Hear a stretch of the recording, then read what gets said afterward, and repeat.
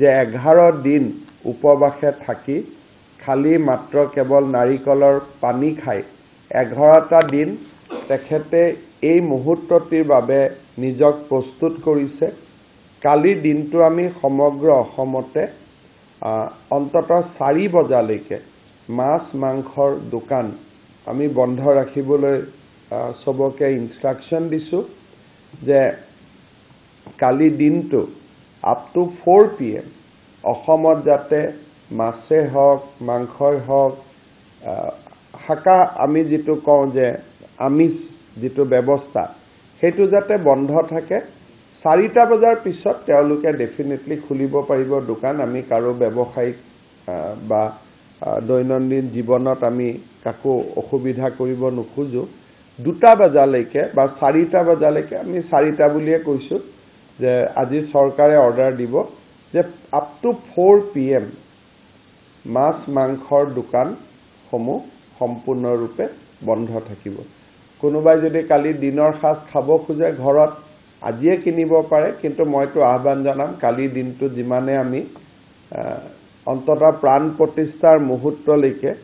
আমি যিমানে উপবাসত থাকিব পাৰো আমাৰ সকলোৰে ভাল হ'ব মংগল হ'ব।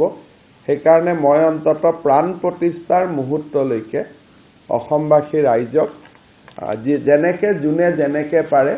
উপবাসে থাকিবৰ বাবে আহ্বান জনাম কাৰণ প্ৰধানমন্ত্ৰী ডাঙৰীয়াই 11 দিন ফাস্টিং কৰিছে।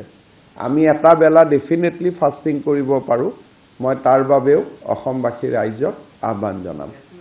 যে 11 দিন উপবাসে থাকি খালি মাত্ৰ কেৱল নাৰিকলৰ পানী খাই 11টা দিন তেখেতে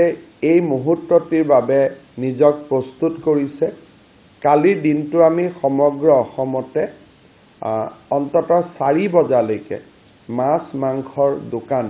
আমি বন্ধ ৰাখিবলৈ সবকে ইনষ্ট্ৰাকশন দিছো